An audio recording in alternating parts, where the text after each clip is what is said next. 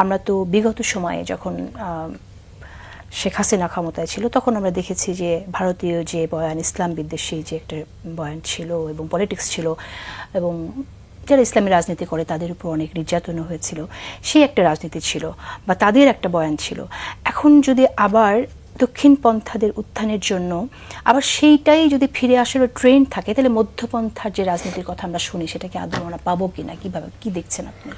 আচ্ছা, আমি দেশেরটা দেখার আগে একটু গ্লোবাল ট্রেন্ডটা যদি দেখি, মানে আমরা তো আইসোলেটেড দ্বীপ না, ইভেন আমাদের মধ্যে আমাদের পাশে একটা দেশ, মানে পৃথিবীতে যখন ক্লাসিক্যাল এক্সাম্পলগুলো দেওয়া হয় কীভাবে রাইটিস্ট পলিটিক্স মাথাচাড়া দিচ্ছে, তখন বিজেপি একাডেমিক আলোচনার জন্য খুবই সামনে চলে আসে, নরেন্দ্র মোদী তাদের পলিটিক্স। তো আমার পাশেই এরকম একটা সিরিয়াস রাইটিস্ট পলিটিক্সের উত্থান। মানে এখন রাইটিস্ট পলিটিক্স এটা ইসলাম বেসড হলেই খারাপ হবে, এটা হিন্দুত্ববাদ হলে খারাপ হবে না, তা তো না।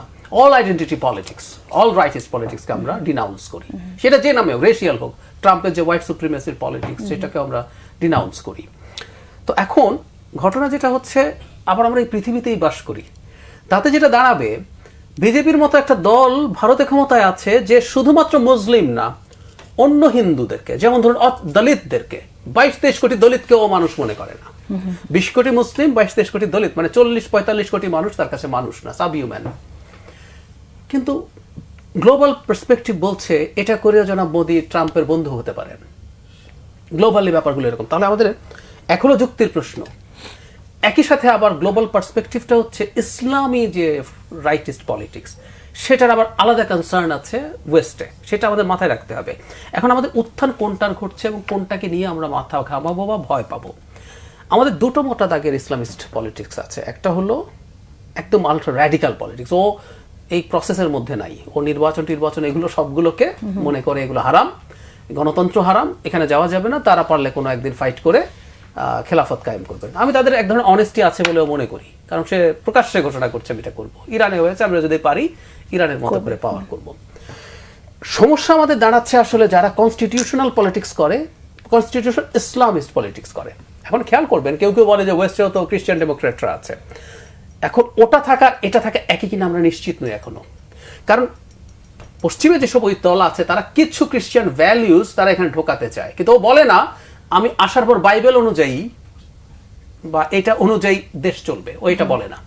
ওইটা বলে না যে মানুষের রচিত কোনো আইনে দেশ চলবে না, ওইটা বলে না। কিন্তু আমরা যারা কনস্টিটিউশনাল পলিটিক্স করছে এই দলগুলোকে এখন দেখছি তারা খেলাফত কায়েমের কথা বলছেন, বাংলাদেশকে আফগানিস্তান বা অন্য কোনো দেশের মতো বানানোর কথা বলছেন ক্ষমতায় যদি আসেন, এবং তারা ক্লিয়ারলি বলছেন যে আল্লাহর আইন ছাড়া, মানে মানুষের রচিত কোনো আইনে দেশ চলবে না। এই কনস্টিটিউশনাল পলিটিক্স করা জামায়াতে ইসলামী, ইসলামী আন্দোলন, আমি নাম তুলেই বলি, তারা এখন এই ধরনের আলাপ করছেন।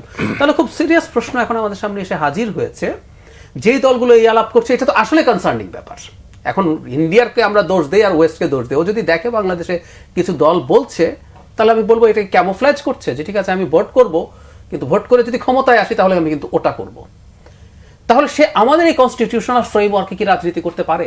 প্রশ্ন আছে। আমার কনস্টিটিউশনাল ফ্রেমওয়ার্কে ইলেকশন করার কথা বলছে, কিন্তু আসার পর আমার এই কনস্টিটিউশন সহ সবকিছু, ইভেন সে যদি বলে আসার পর তাদের সিস্টেমে তারা যেটাকে ইসলাম মনে করে, আমি কথাটা এই কারণে বলছি ইসলামের কিন্তু প্রচুর ইন্টারপ্রিটেশন আছে, তার হিসাব মতে সে যদি মনে করে নির্বাচনও হারাম, তখন যাওয়ার পর তারা যদি সেটা বাতিল করে দেয়, তারপর তারা যদি ক্ষমতায় থাকতে থাকে, সো এই প্রশ্নগুলো সুরাহা হওয়া খুব জরুরি, কারণ তাদেরকে এটা বলতে হবে তারা শরিয়া আইন বলতে সুরাহাটা কিভাবে হবে।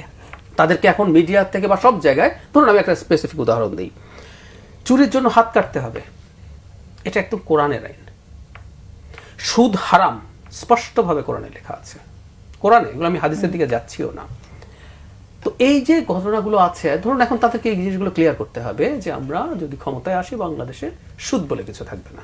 অথবা আপনি এখানে একটা এরদোয়ানের মতো ভণ্ডামি করবেন, ভণ্ডামি বলছি, এরদোয়ান ক্ষমতায় আসার পর কিছুদিন সুদের হার কমাচ্ছিলেন, এটা হারাম তাই কমাচ্ছেন, পুরো বাদ দেন নাই। ওনার ইসলাম এরকম একটা নিজস্ব ঢঙের ইসলাম ছিল, মদের উপরে মানে ট্যাক্স বাড়িয়েছেন, এটাকে এক্সপেন্সিভ করে দেবেন, নাকি এটা করবেন সেটা বলেন আপনি, বি ক্লিয়ার। সো এই জিনিসগুলো তাদেরকে স্পষ্ট করতে হবে। তারা যখন বলে যে আমরা আল্লাহর আইন চাই, মানব রচিত আইন থাকবে না, তারা যখন বলছে তারা শরিয়া কায়েম করবেন, তার শরিয়া আবারও একই শরিয়া নিয়ে ডিবেট আছে, আপনার শরিয়াটা আপনাকে বলতে হবে ক্লিয়ারলি। সো এটা মিডিয়া থেকে সবার এখন ওদেরকে এই প্রশ্নগুলো করা শুরু করতে হবে।